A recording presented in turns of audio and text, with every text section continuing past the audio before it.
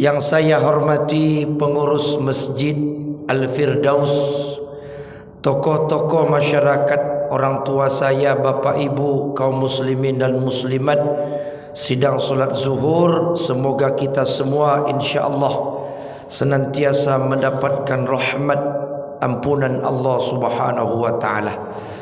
Bersyukur kita kepada Allah dengan mengucapkan alhamdulillah. Sampai saat ini masih diberikan nikmat oleh Allah. Berselawat kita kepada Rasul dengan mengucapkan Allahumma salli ala Sayyidina Muhammad wa ala ali Sayyidina Muhammad. Assalamualaikum ya Rasulullah. Bapak ibu yang saya muliakan, kita mulai dari sebuah kalimat. Ada satu kalimat yang populer, tetapi di kalangan ulama hadis tidak menemukan ini adalah sebuah hadis dari Rasulullah, karena sampai sekarang belum ditemukan perawinya. Maka kedudukan kalimat ini beragam.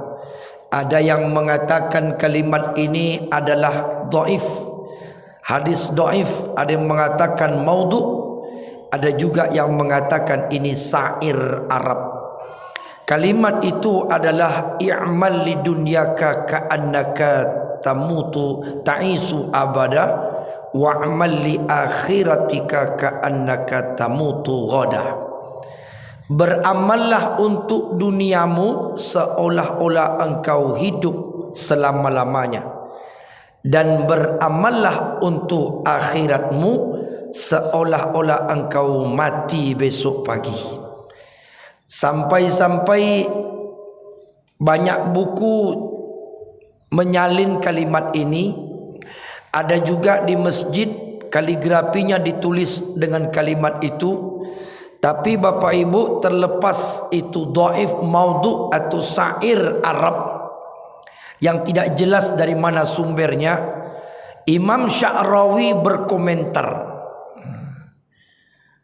Imam Sya'rawi berkomentar kalimat ini. Apa komentar beliau? Bunyi kalimat itu maknanya adalah bahwa untuk kegiatan dunia kita boleh menundanya. Masih ada hari esok. I'mal lidunyaka ka'annaka ta'isu abada.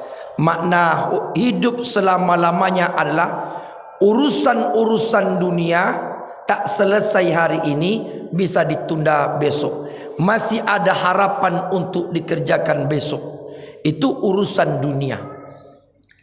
Tapi juga Imam Sya'rawi mengatakan wa'mal li akhiratika ka'annaka tamutu ghada, artinya adalah kalau urusan akhirat tidak boleh ditunda, disegerakan. Wasari'u ila maghfiratim mir rabbikum. Itu dalilnya. Dari kalimat ini, tema kajian kita adalah hidup yang seimbang menurut Al-Quran. Bagaimana hidup yang seimbang itu antara dunia dan akhirat? Seimbang dalam konsep Islam tidak sama seimbang dalam konsep manusia.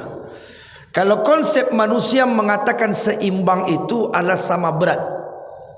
Kalau diukur persen 50-50 lah, 50%, 50%. Kalau dibawakan kepada kehidupan, 50 untuk dunia, 50 untuk akhirat. Itu konsep manusia. Tapi konsep Islam yang dikatakan seimbang antara dunia akhirat itu adalah mengutamakan yang pokok baru kepada yang tidak pokok. Mengutamakan yang pokok baru kepada yang tidak begitu pokok. Itu yang disebut dengan seimbang. Kalau dipersenkan berapa? Tak bisa. Apakah 70% per 30%, atau 80 per 20, atau 50 per 50? Tak bisa. Yang penting diutamakan yang pokok dulu. Di antara akhirat dengan dunia, mana yang paling pokok? Tentu akhirat. Maka akhirat diutamakan. Akhirat diutamakan, nanti baru dunia. Itu yang disebut dengan keseimbangan. Kita ambil dalil pertama. Satu, dalam surat Al-Qasas ayat 77. Hidup yang seimbang kata Allah, wabtaghi fi ma atakallahu darul akhirah. Carilah untuk urusan akhirat. Carilah sesuatu yang menyampaikan engkau kepada akhirat. Selamat untuk kampung akhirat. Itu pertama. Wala tansa nasibaka minad dunya. Tapi jangan lupa urusanmu di dunia. Dari kalimat firman Allah ini jelas, yang utama itu adalah akhirat dulu. Jangan lupa dunia. Artinya dunia itu boleh, silakan diambil, silakan kita kejar, silakan kita raih, mencari kesuksesan, mencari harta yang banyak, mencari pangkat jabatan, silakan. Tapi yang utama itu adalah akhirat. Saat mengambil urusan dunia, harus merujuk kepada akhirat. Umpama, kalau saya bekerja dapat duit, ini sesuai tidak untuk akhirat? Nah, itu standarnya. Kalau mencari harta tetapi meninggalkan akhirat atau bertentangan dengan akhirat, berarti tinggalkan dunia. Mencari jabatan, silakan. Karena Nabi juga pejabat. Jangan kita keki dengan jabatan. Orang sekarang ada yang mengatakan, apa itu jabatan? Dunia saja. Apa itu pangkat? Dunia. Kita lupa. Orang yang paling tinggi jabatannya dalam Islam siapa? Ya Nabi Muhammad.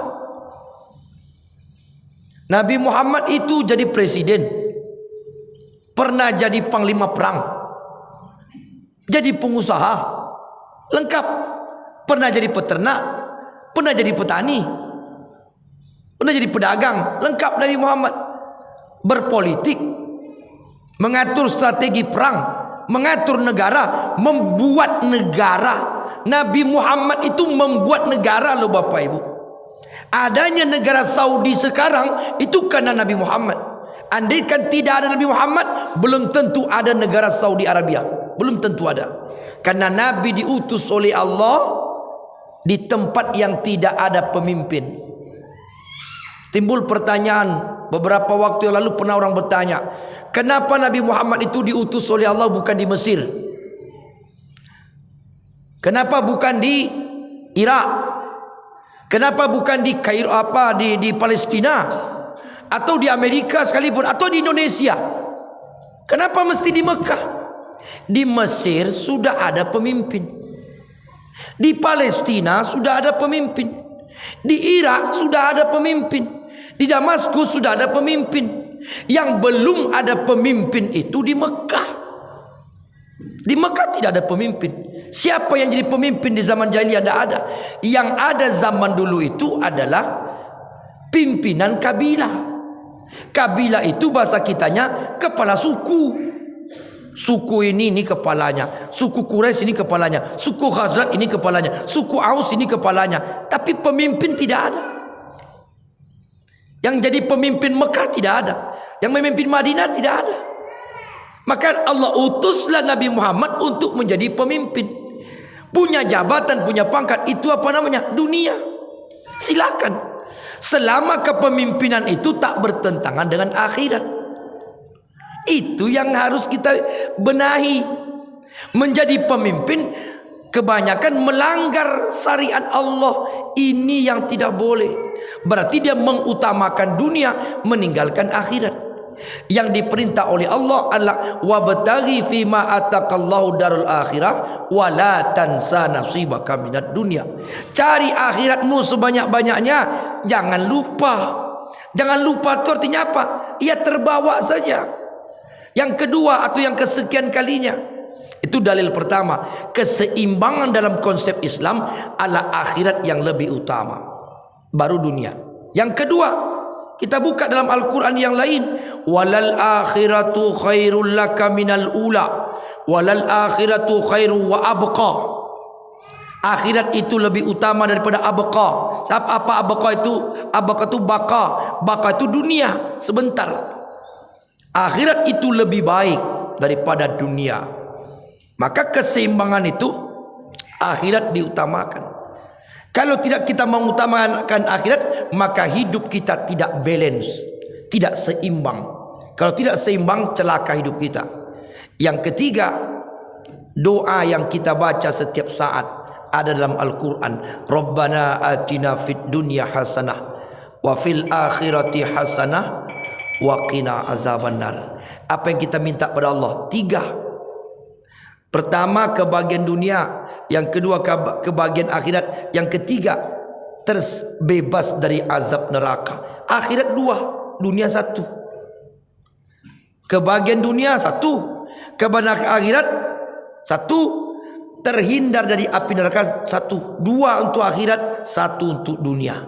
Itu yang kita baca setiap hari. Maka mari kita jalankan hidup ini balance, seimbang, yang mengutamakan akhirat, baru urusan dunia. Demikian, terima kasih, mohon maaf. Subhanakallahumma bihamdika asyhadu an la ilaha illa anta astaghfiruka wa atubu ilaik. Wallahu a'lam bisawab. Wassalamu alaikum warahmatullahi wabarakatuh.